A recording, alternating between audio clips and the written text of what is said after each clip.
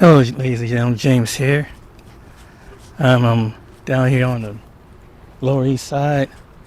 I'm in a residential area, and these buildings you see right up here were apartment residents, and they had a landlord that came out of town, and so these apartments were all filled with tenants. The city had to close these apartments down because the people who own the complex. This is on Sawyer Boulevard, Champion Place. These people didn't do right by the city. They didn't do right by the residents. They didn't do right by the neighborhood. There were people that were died in this building up here. Some people got sick. A lot of people who were elderly people, disabled people. And on December 24th, 25th, the pipes broke in these two buildings. And so the pipe broke in these two buildings. And they didn't, they finally relocated some of the people. There are people still in hotels that came out of these buildings. They did these, and the city had to cover it. So now this might be like another historical site because the city had to probably take over because the pipes are busted, the water, electric, they had roaches, rats, you name it, the whole 9 yards. They found former residents of here said that they found people dead deceased in apartments. And these people who own the building, the owners were from out of New York.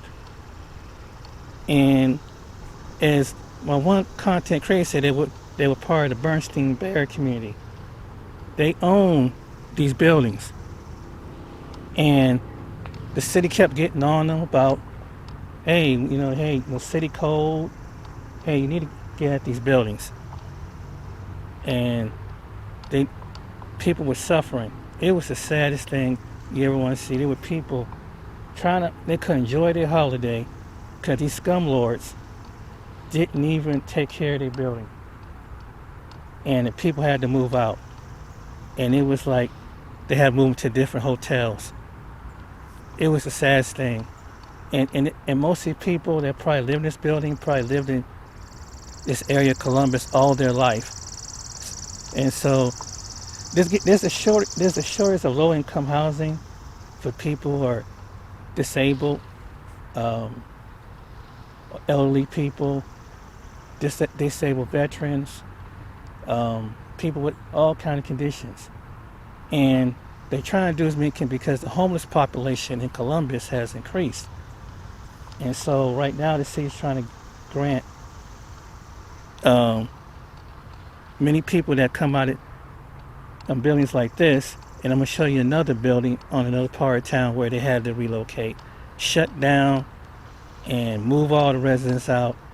And what it is, ladies and gentlemen, these landlords come into the city, they buy these buildings like this, and they pass them over, and they don't ever, so they call themselves not being responsible when the residents start complaining, the crime, the blight, they just do a little, sometimes they just do a little bit of lawn work just to keep the residents up. But it's the people that suffer in the buildings that didn't get the proper, ventilation, things that's being needed for the apartment, roofs falling in, water damages, and things like that. But these towers have been here for over probably, who knows, probably, I don't know, I only been here probably about 60, 70 years, probably maybe more. And it was just sad. So I just thought I'd come out here and do a segment on it.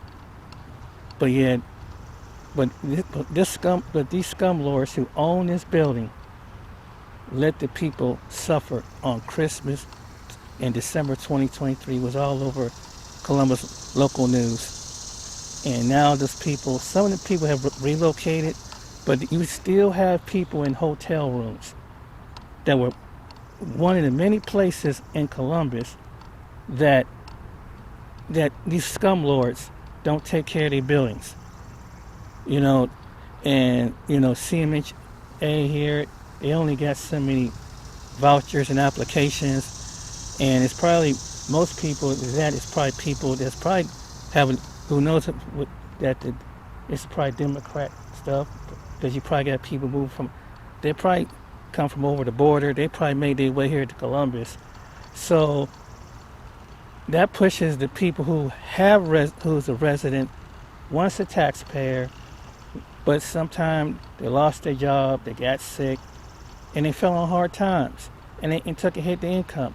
They try to make a way of life.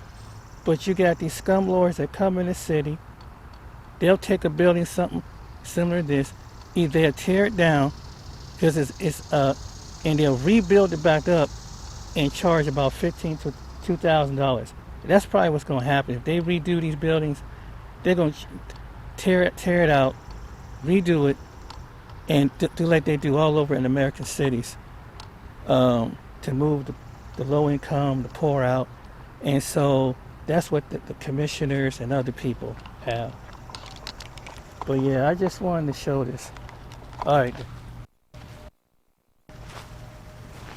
But I just wanted to show this. But this is Saltwater Boulevard. All right then, let's go on our location.